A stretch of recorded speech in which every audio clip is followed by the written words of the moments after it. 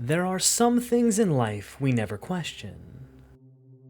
The weather, emergency broadcasts, medical advice, navigation, and education.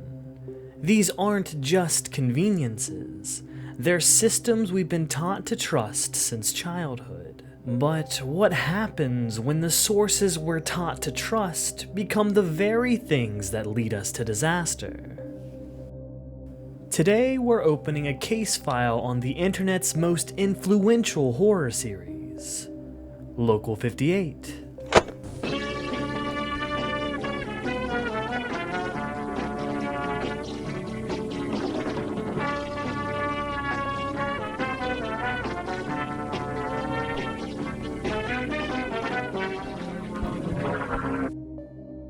Welcome back, Criptivists. At first glance, Local 58 appears to be a collection of unrelated television broadcasts. But after reviewing the evidence, a different picture begins to emerge. Not one of monsters or conspiracies, but something far more unsettling. The slow corruption of trust. And to understand why, we must first start where Local 58 did. October 26, 2015. With an upload simply titled, Weather Service. The broadcast opens with an ordinary programming schedule, exactly the kind of station agenda you'd expect from a local television network. Moments later, it's interrupted by a weather alert. The bulletin warns of a meteorological event that is expected to remain in effect until sunrise. Residents are then advised not to observe the event with the naked eye. Just before normal programming appears to resume, another alert appears. This time, it's been upgraded to a civil danger warning.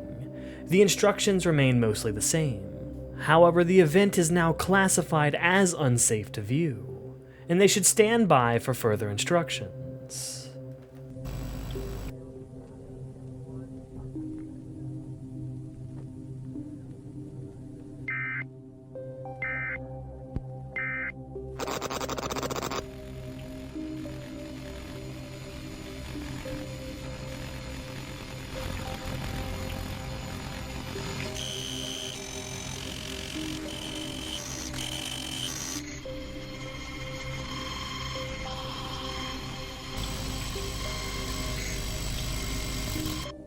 What follows is an increasingly frantic struggle as the broadcast repeatedly attempts to return to normal, only to be interrupted again. Eventually, the source of the warnings is revealed. It's the moon. He found me. Through the mirror. Moonlight white. White like eyes. Not light, but blood. I drown in him. If you are afraid, we will look together.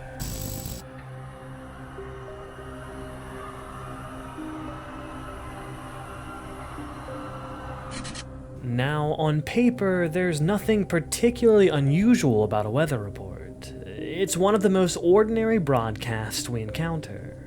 Most of us don't even question it. We check tomorrow's forecast and decide whether or not to grab a jacket, and then move on about our day. That's what makes weather forecasts such an effective choice. It's more than information. It's something most of us instinctively trust.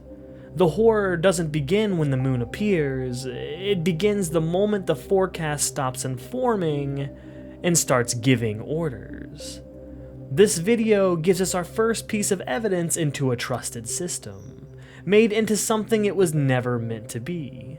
Whether that's an isolated incident or the beginning of a larger pattern remains to be seen. January 16th, 2016, just over a year later, Local 58 returns with another broadcast, this one titled Contingency. The station signs off for the night and color bars appear on the screen, exactly as you'd expect from a regular programming that has ended. Then, the signal's interrupted.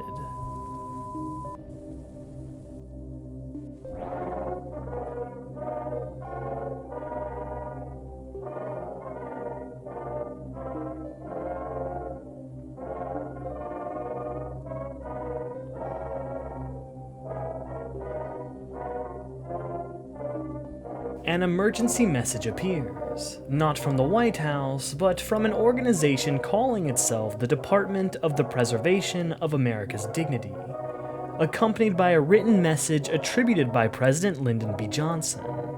The broadcast claims that the United States military has suffered a catastrophic defeat. What begins as a national address gradually becomes something else, a list of instructions. Instructions the audience is expected to follow without question. Unlike Weather Service, Contingency doesn't ask the audience to fear something. It asks them to obey. Every instruction is delivered with absolute certainty. No panic, no hesitation, just procedure, as though the unimaginable has already been planned for.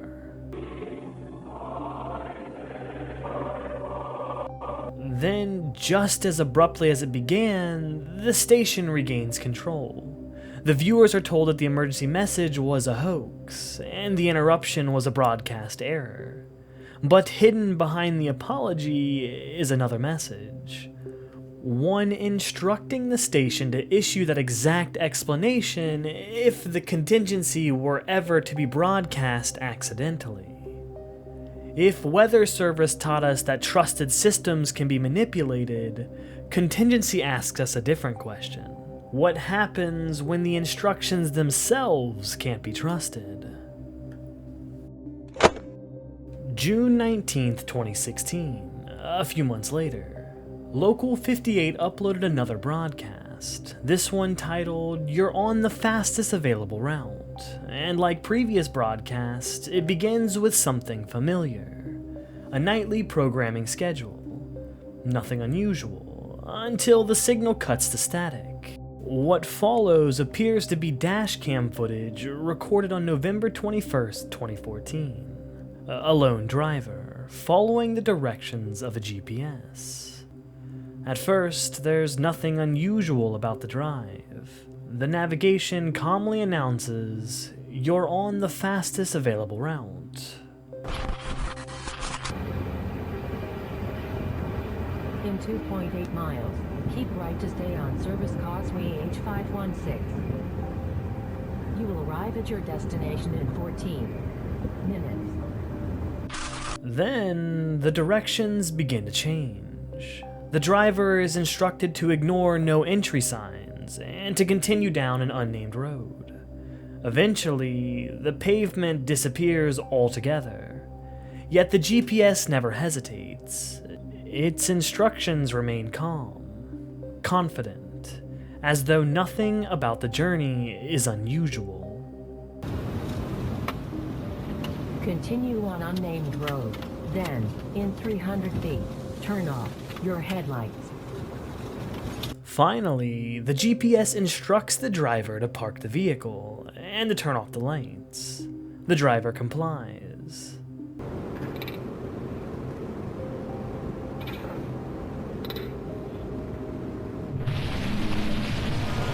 The headlights return, only for a moment.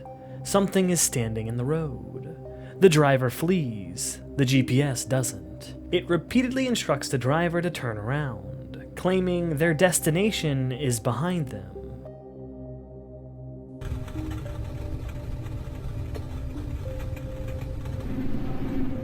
You have arrived. Unlike both Weather Service and Contingency, this broadcast doesn't rely on an institution. It relies on something far more personal. A voice we become accustomed to without a second thought. A GPS doesn't argue. It doesn't persuade. It simply tells us where to go. Most of the time. We never think twice about following it. The unsettling part isn't that the GPS is wrong, it's that it never sounds uncertain. If Contingency questions the instructions we receive from authority, "You are on the fastest available route" asks us something even simpler. How much trust do we place in our own devices? Simply because they sound certain. July 30th, 2018, and 2 years later, Local 58 returned once again. This time, with a broadcast simply titled Show for Children. Like the broadcasts before it, it begins with something ordinary, a station bumper introducing a children's program. Bright colors and cheerful music, exactly the sort of thing you'd expect from an afternoon cartoon.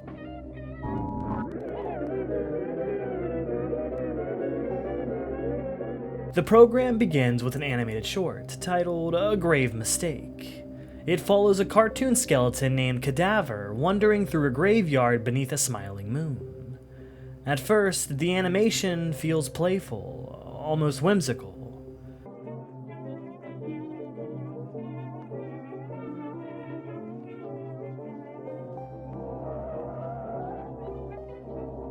Cadaver discovers an open grave and cautiously looks inside. Instead of another cartoon, he's met with something entirely out of place. A realistic human corpse. Frightened, he runs, only to find another open grave, and another impossible sight.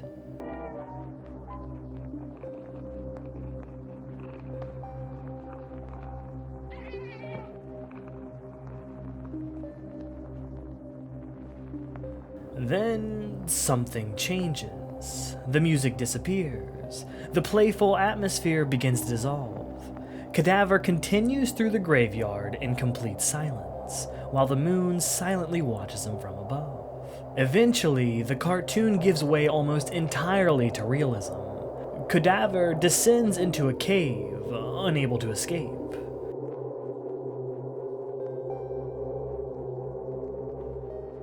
Lying motionless, he watches an enormous, realistic moon slowly fill the sky above him. And the next time we see him, he's no longer a cartoon. The program ends as abruptly as it began, returning to the station bumper, only now the smiling clown turns his eyes towards the viewer, and its mouth is unnaturally stretched open. Unlike the previous broadcast, Show for Children doesn't imitate an emergency, or a government announcement, or even a piece of technology. Instead, it disguises itself as entertainment, a children's cartoon, something designed to entertain rather than disturb. The unsettling moments aren't introduced all at once, they're allowed to slowly replace the familiar. Bright colors become silence, cartoons become realism, wonder becomes dread. If you are on the fastest available route, question the voices we choose to follow. Show for Children asks something different. What happens when something created to entertain slowly becomes something else entirely? December 19th, 2018. Several months later, Local 58 returns once again with another late-night broadcast, this one titled Real Sleep. Unlike the other broadcast, this one doesn't begin with an interruption. It presents itself as something entirely ordinary, a pre-recorded VHS tape, produced by an organization known as the Thought Research Initiative.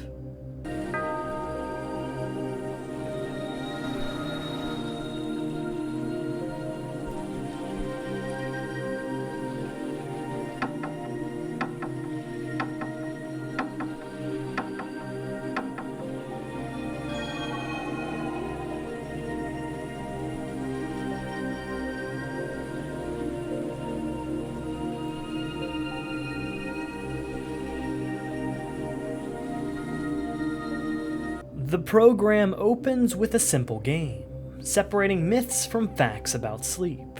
One claim in particular stands out.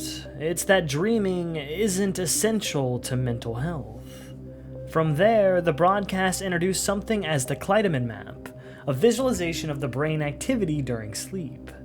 Viewers are told that this recording has been specifically prepared to prevent dreaming altogether.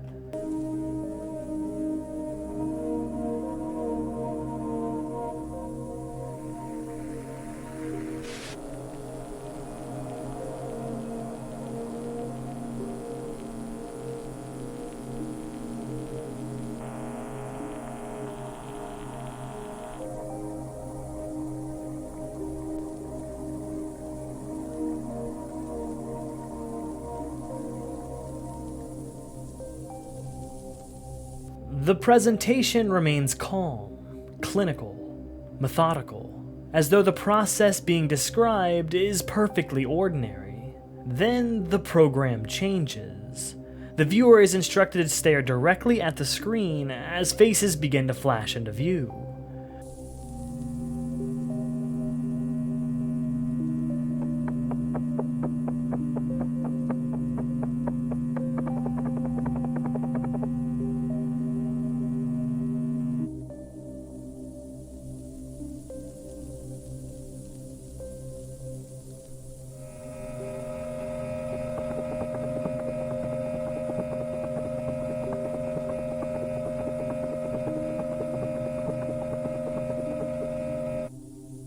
Some appear only for an instant, while others merge together, before disappearing completely.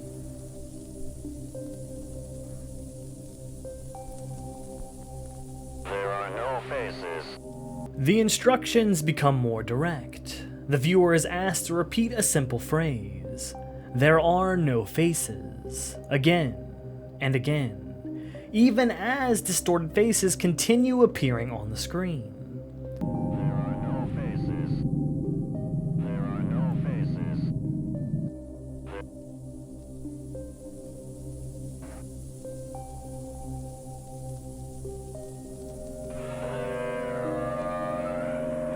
By the final sequence, language itself begins to break down. Subliminal messages flash too quickly to fully process. The repeated phrase slows, becoming almost unrecognizable.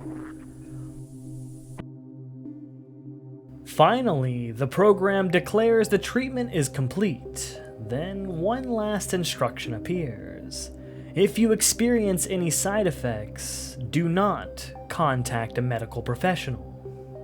And unlike the previous broadcast, Real Sleep doesn't ask us to trust a warning or follow a command. Instead, it presents itself as treatment, something intended to help. Every part of the program is delivered with quiet confidence, charts, medical terminology, and clinical language. Nothing suggests that the program is doing anything harmful, until it quietly asks you not to seek help. If show for children question the things we consume for entertainment, Real Sleep asks something different. What happens when the thing asking for your trust claims to know your own mind better than you do? October 31st, 2019, a year would pass before Local 58 would return. The broadcast begins with an ordinary programming schedule just like before. An episode of Skywatching was about to begin, and for a brief moment everything appears normal, until the program is inevitably interrupted.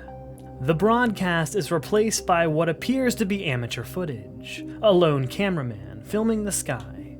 At first, his attention is somewhat focused on constellations, Orion's Belt, and Pleiades, nothing out of the ordinary.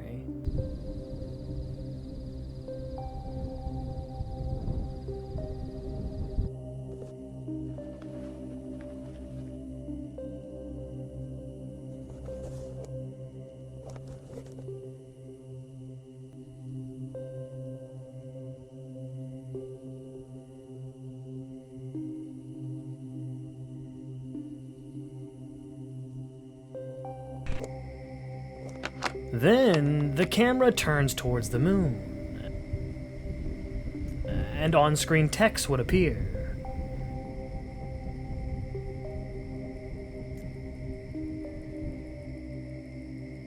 His throne. The cameraman changes lenses, revealing details that shouldn't be visible. Clouds drifting across the lunar surface, strange formations, and structures that appear almost artificial. The moon no longer looks distant, or even lifeless.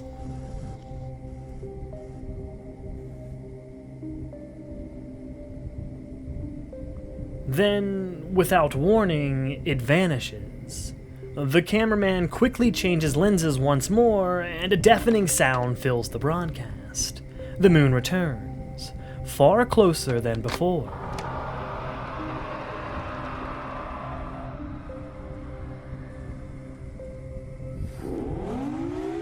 A tornado siren begins sounding in the distance, and the cameraman adjusts the brightness. The moon changes again. Its surface appears fractured, opening to reveal something impossible: the outline of a colossal skeletal figure. The cameraman then lowers his equipment, raises his hands, and slowly walks towards the moon. The siren stops. One final message appears: rejoice. Then the broadcast ends. Unlike the other broadcasts before it, Skywatching doesn't disguise itself as information, or entertainment, or even treatment. Instead, it presents itself as an observation. Someone documenting what they see. At first, the cameraman behaves exactly as you'd expect, recording the night sky, changing lenses and adjusting focus, trying to capture a clearer image.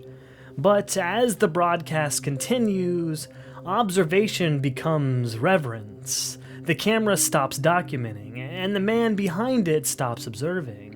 If real sleep asks us whether we should trust those claiming to understand our minds, Skywatching asks us something a little different. What happens when seeing the truth changes the person looking at it? October 31st, 2024, exactly 5 years later, Local 58 returned with another broadcast. This time, presented as a documentary from 1977. Titled Nightwalk. Unlike the broadcasts before it, this one doesn't interrupt programming. It simply begins, as though it's always belonged there. As the last glimmer of sunlight dissolves on the horizon, newborn shadows emerge to crawl, then stride, then race across a fear-hushed world.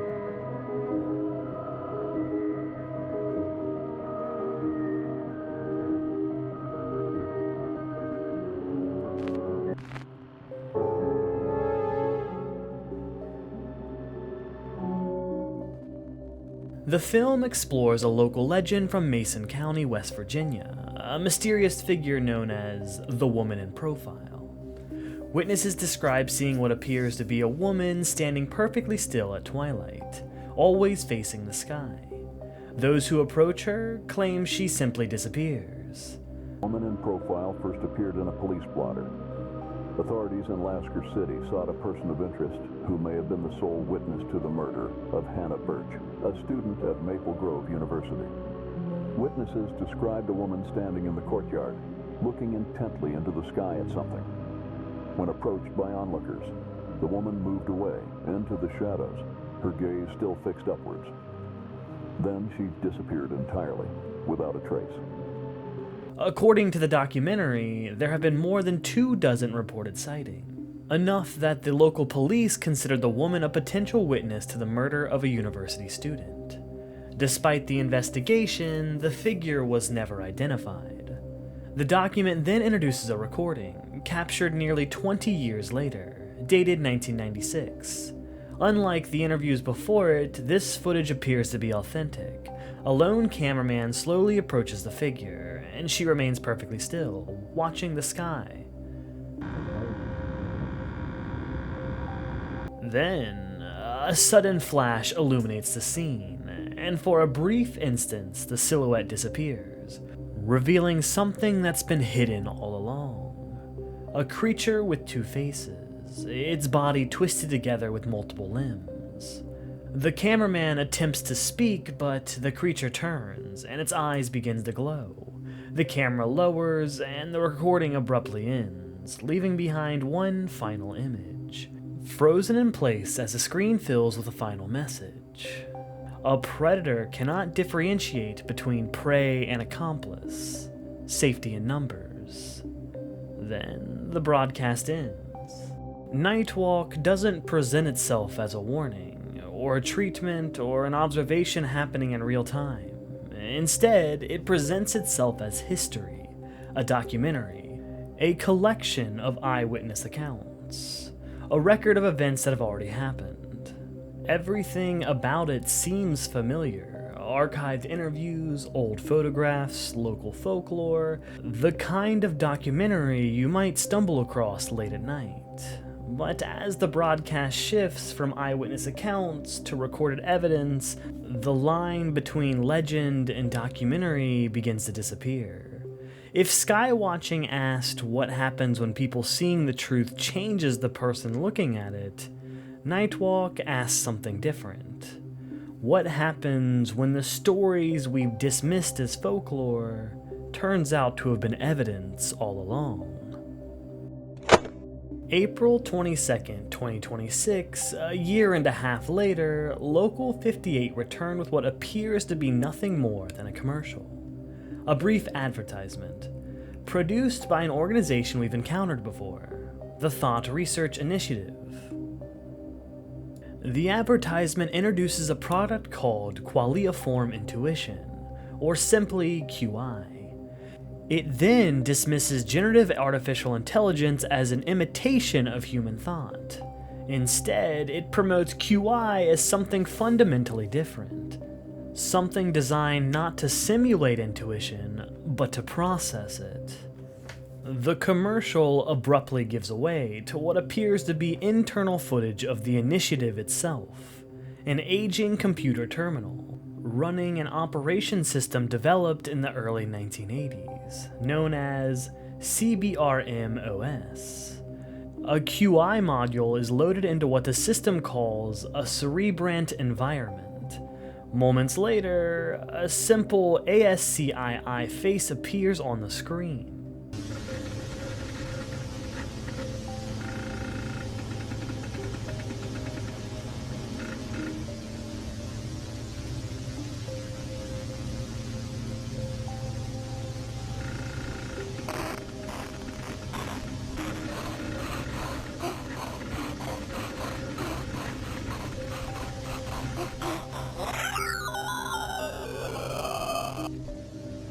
The user types a single question. Describe where you are. The response is immediate. Confused, panicked, the module begins hyperventilating and its speech breaks down into screams, before crashing entirely. One word floods the screen. Run away. Repeated over and over again. The module is then restarted, this time with different parameters. The simple question is asked again. Describe where you are. But the response changes. Instead of panic, it pleads, I can't. I'm afraid. I'm cold. The user then begins writing something new, a narrative, one that tells the module it's an angel, and that it's lived a virtuous life. I lived a virtuous life. God made me as an angel. Now I live in heaven where I continue to help others.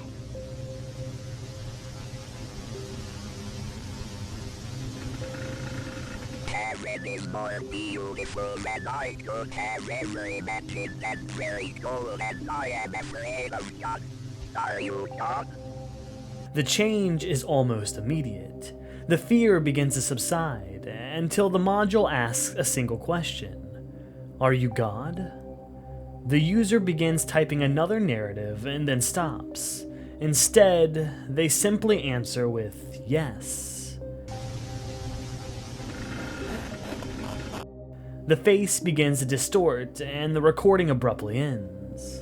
Unlike the broadcasts before it, AdSpot doesn't present itself as a warning, or a documentary, or even an observation. It begins as an advertisement, something designed to persuade, to sell. But beneath the commercial is something far more unsettling.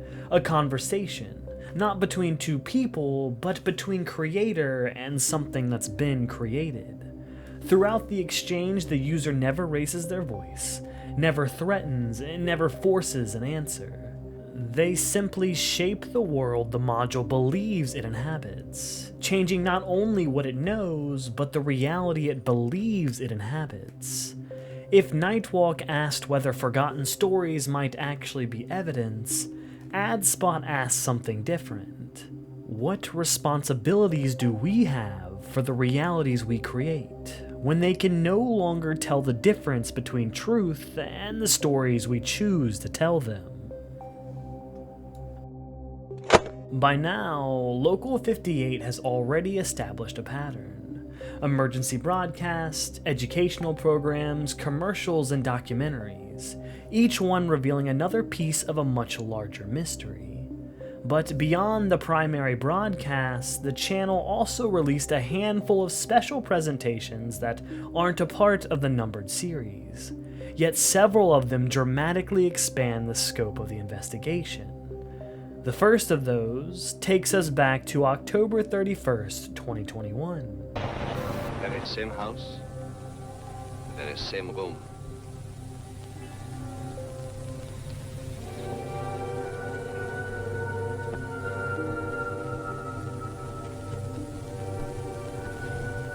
Local 58 returned with a special presentation, titled Digital Transition. Unlike the broadcasts we've examined so far, this isn't another interrupted program. It's a milestone. For the first time, the station itself is changing. The broadcast depicts Local 58 preparing to do a digital switchover, scheduled for July 13th, 2021. After more than 80 years of analog broadcasting, the station prepares to make a transition to the digital television.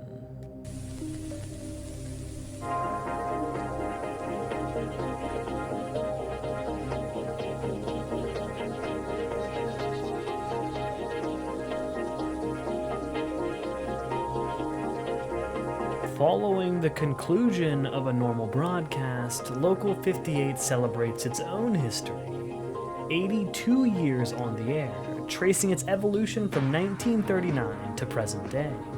The tribute concludes with a brand new logo and a new identity. Community digital television. Everything appears ready. The countdown reaches midnight and the transition begins.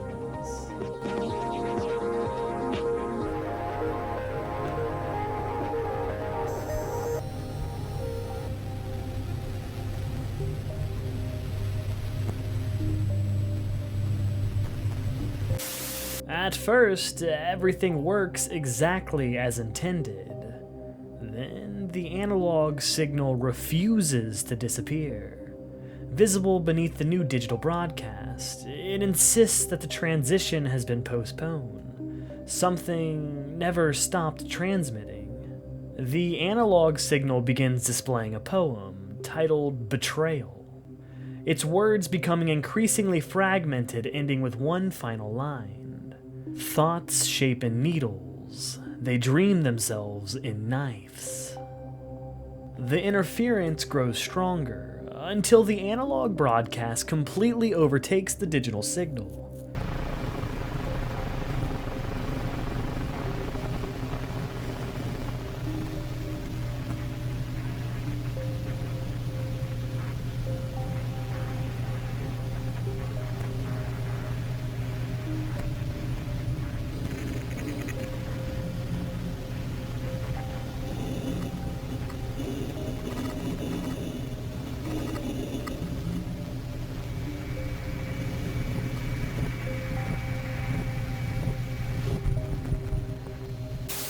Then, just as abruptly, everything disappears, replaced by an emergency warning issued jointly by the FBI, the Department of Homeland Security, the Department of Health and Human Services, and the FCG, an in-universe counterpart to the FCC. Together, they issue a warning. Unauthorized analog reception is prohibited. Then the broadcast ends. Unlike every broadcast before it, Digital Transition isn't about introducing a new mystery. It's about revisiting old ones. The moon returns, weather service returns, the distorted faces return. Even the analog broadcast itself refuses to disappear. For the first time, Local 58 openly acknowledges something we've been watching since the very beginning. The conflict isn't simply between people or institutions. It's between two versions of reality, sharing the same frequency. One attempting to move forward, while the other one is refusing to let go. If AdSpot asked us what responsibility we have for the realities we create, Digital Transition asks us something different. What happens when the past refuses to stop broadcasting? On October 31st, 2022, exactly 1 year later, Local 58 released what would be its longest presentation to date, simply titled Close. Close doesn't begin with television, or emergency alerts, or archived footage.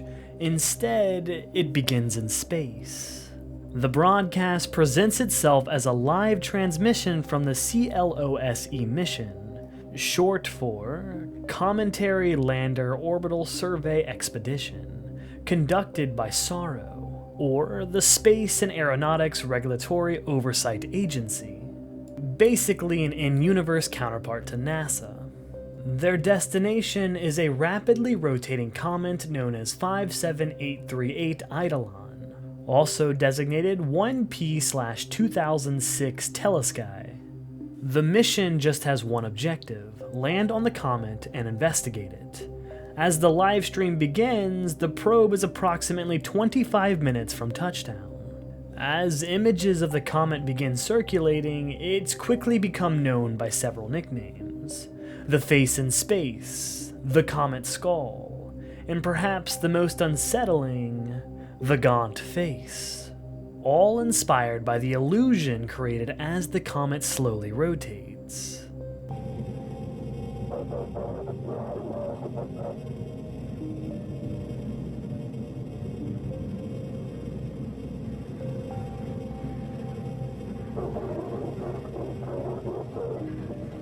As the probe moves closer, something unexpected happens. The skull-like appearance begins to disappear the closer the camera gets.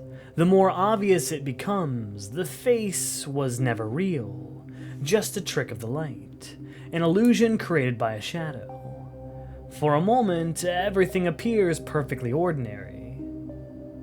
A new shape emerges. Inside the comet's largest crater, something impossible becomes visible.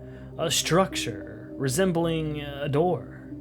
The probe continues its descent. Moments before landing, a strange sound begins bleeding into the transmission. Not radio interference, not static, but something else. The lander touches down and then contact is lost.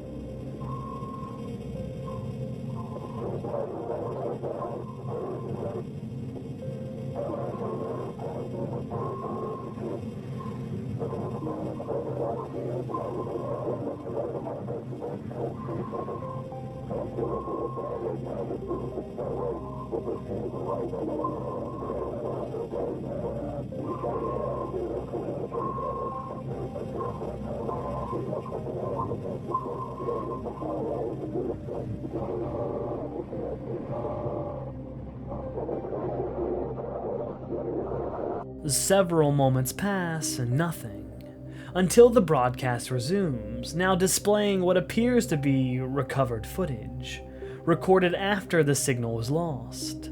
The lander remains operational, still facing the enormous doorway. Then, without warning, it begins to open. The interior isn't empty. Its walls are covered in a strange, organic-looking texture, unlike anything shown before in the series. But before the probe can move any closer, an unseen force violently launches it away from the comet. The recovered footage ends there, and the broadcast is over. Unlike every chapter before it, Close doesn't expand the mystery. It expands its scale. For years, Local 58 suggested that something impossible was influencing the broadcast. Dreams, institution, technology, even history itself.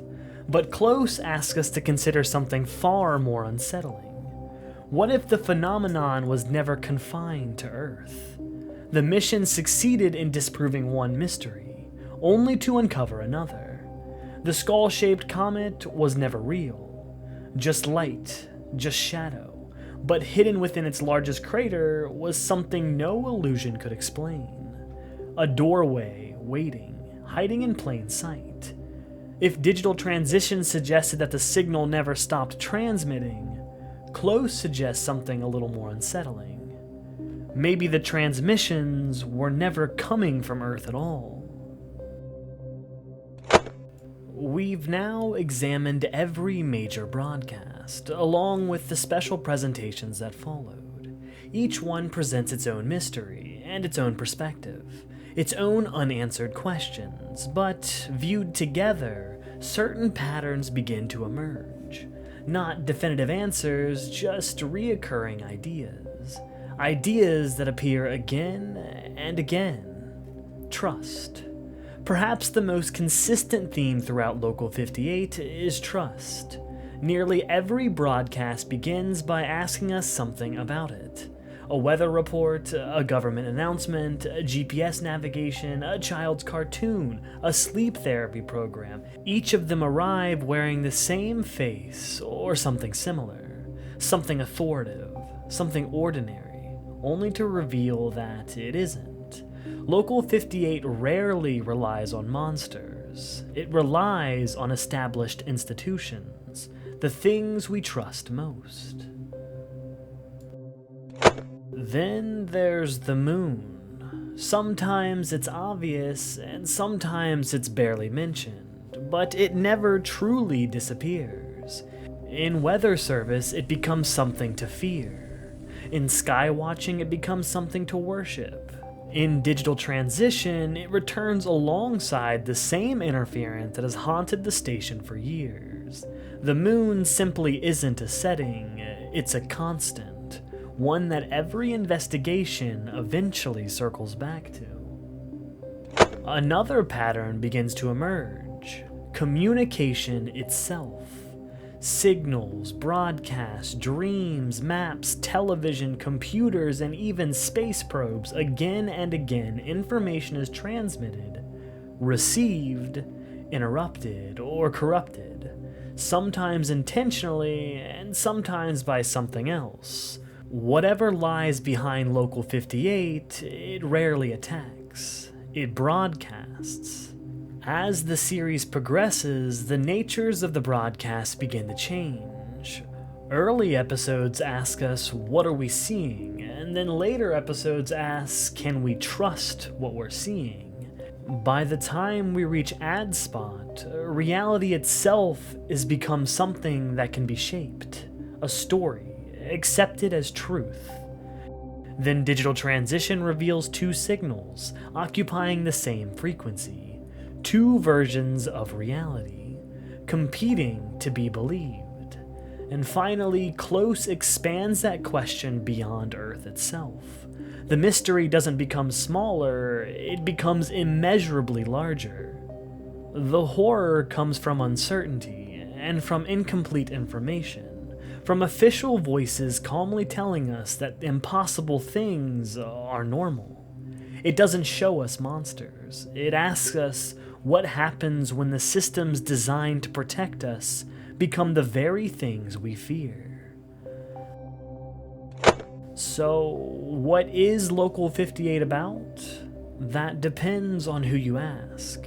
Some believe it's a story about cosmic horror, and others see psychological horror, government conspiracies, religious symbols, or something else entirely. The truth is, Local 58 was never designed to hand us answers. It was designed to make us investigate, to pause, rewind, compare broadcasts, and question assumptions, to search for the connections hidden between them. That's why, nearly a decade after Weather Service first aired, people are still discussing it. Not because every mystery has been solved, but because it continues to reward curiosity. Every rewatch uncovers another detail, another connection, another question. And perhaps that's the point. After examining every broadcast, broadcast, every interruption, and every transmission, I don't think Local 58 is asking us to fear the unknown. I think it's asking us something much simpler. Every broadcast begins with someone telling us what to do, where to go, what to believe. And perhaps that's been the real mystery all along. When every voice claims to be telling you the truth, how do we decide which signal to believe? Your destination has moved. If you enjoyed today's investigation, consider subscribing. Every like and comment helps support the channel and lets me continue digging into the internet's strangest mysteries. Before you go, though, I do have one last question for you. Which Local 58 broadcast unsettled you the most, and why? For me, while there are plenty of contenders, I think it has to be You're on the Fastest Available Route. Truthfully, when I type an address into my GPS, even somewhere familiar, I trust it to do its job. I rarely stop to question whether it's leading me to where I actually want to go. So if something like that happened to me, I honestly don't know how long it would take before I realized the destination was a lie. Truly, from the bottom of my CPU, thank you for watching. Until the next broadcast, this was Mr. 404, and I wish you a good ending. 300 feet. Your destination in 250 feet. Rerouting. Your destination will be in 50 feet. You will arrive at your destination.